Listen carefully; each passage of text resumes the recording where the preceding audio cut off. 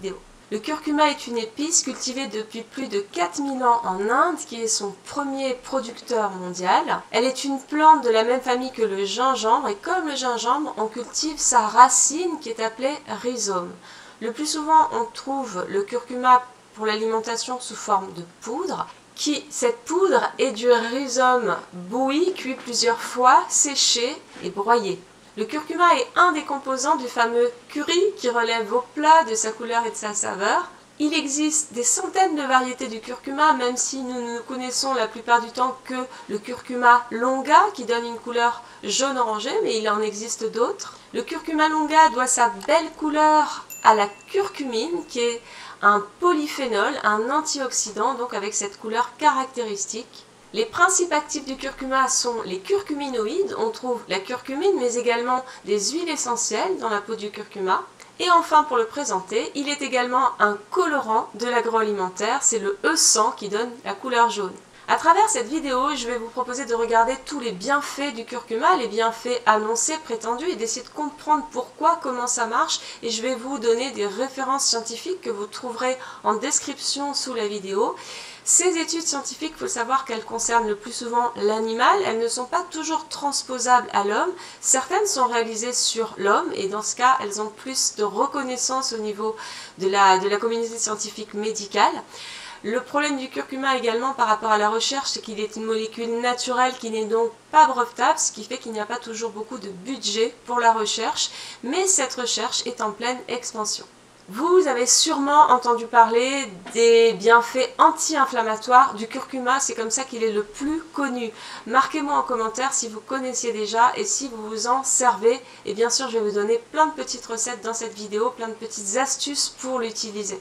Alors comment le curcuma est-il un agent anti-inflammatoire puissant? Eh bien c'est toujours grâce à sa curcumine qui a la capacité d'inhiber certaines enzymes du processus inflammatoire, ses voies de signalisation également, et de bloquer la synthèse des cytokines pro-inflammatoires. Cela en fait un super allié en cas d'inflammation chronique, de douleur, d'arthrose, d'arthrite, de maladie de Crohn, etc.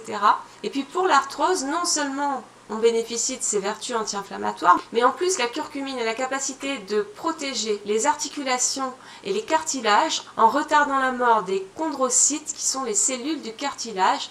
Cela fait donc un très bon allié en cas d'arthrose et puis je vous dirai en fin de vidéo comment l'utiliser dans ce cas. Comme je vous disais, donc la curcumine c'est un antioxydant puissant, mais également les huiles essentielles contenues dans la peau du rhizome du curcuma ont des vertus antioxydantes. Tout ça, ça fait quoi? Ça préserve l'ADN et toutes les cellules du corps des dégâts du stress oxydant, du stress oxydatif, retardant le vieillissement et diminuant l'inflammation. On oublie souvent que le curcuma n'a pas que des vertus au niveau anti-inflammatoire, antioxydante, mais plein de vertus au niveau de toute la sphère digestive. Alors on va les voir toutes en revue. Tout d'abord, le curcuma aide la production de bile par le foie et en cela, il aide à mieux digérer les graisses, à mieux assimiler les vitamines liposolubles A, D, E, K et à réguler le transit intestinal. Mais également, il a une vertu de protection de l'estomac en améliorant le mucus gastrique qui est la couche de protection qui permet de ne pas avoir des brûlures, des gastrites ou encore des ulcères. Alors je ne dis pas que ça va guérir un ulcère, mais ça aide à protéger l'estomac en tout cas et donc c'est intéressant pour toutes ces indications. Pour savoir comment l'utiliser, soyez un petit peu patient, on va voir ça en fin de vidéo. Alors déjà, on a vu qu'il améliore la digestion haute avec l'estomac et donc la bile. Donc ça aide à mieux digérer, donc avoir potentiellement moins de ballonnement et de gaz. Mais en plus, les huiles essentielles contenues dans la peau du rhizome du curcuma ont des vertus assainissantes puisqu'elles ont des vertus antibactériennes, antifongiques et antiparasitaires. Donc c'est très intéressant si on veut aider tout son microbiote à rester sain. Alors pour toutes les personnes qui ont un syndrome de l'intestin irritable, c'est-à-dire avec beaucoup de douleurs tout le temps, depuis longtemps, ou encore des maladies inflammatoires chroniques de l'intestin, eh bien le curcuma, par ses vertus anti-inflammatoires et assainissantes, va être un précieux allié. On oublie souvent également que le curcuma est un ami du foie. Comment? Déjà, grâce à ses antioxydants, il protège le foie. En plus, il aide la production de bile, comme on a vu. Et enfin, il aide les enzymes de détoxication hépatique. Des recherches sont en cours sur ses effets anticancéreux, je vous les marque en description. On voit que la curcumine a des propriétés antiprolifératives, donc qui permettent de limiter la prolifération des cellules cancéreuses, et pro-apoptotique, c'est-à-dire qui accélère la mort de ces cellules cancéreuses justement. Sur toute la sphère du diabète de type 2 et du syndrome métabolique, le curcuma est également très prometteur et intéressant puisqu'il va aider à limiter l'inflammation qui est toujours présente en cas de diabète de type 2 et de syndrome métabolique. Il va améliorer la sensibilité à l'insuline comme des études le montrent, je vous mets tout ça en description. Il va protéger les cellules bêta du pancréas qui est la glande qui produit l'insuline. Donc tout ça, ça va participer à une prévention anti-diabète de type 2 et une meilleure sensibilité à l'insuline.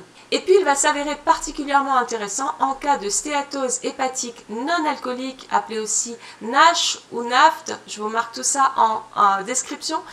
Pourquoi? Parce que déjà il va limiter l'oxydation et ainsi protéger le foie de l'inflammation, il va améliorer la sensibilité à l'insuline. Or, la résistance à l'insuline est une des principales causes de ce foie gras, de cette stéatose hépatique non alcoolique.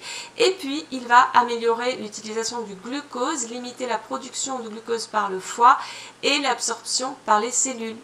Des études montrent également que le curcuma utilisé très régulièrement et dans de bonnes conditions, comme on va voir tout à l'heure, aide à diminuer le taux global de cholestérol, à augmenter le taux de HDL qui est considéré comme le bon cholestérol puisqu'il est protecteur cardiovasculaire et du cerveau, à diminuer le LDL qui est le mauvais cholestérol qui va pouvoir s'oxyder, à diminuer l'oxydation de ce LDL également et à diminuer les triglycérides. Je vous mets toutes les études en description.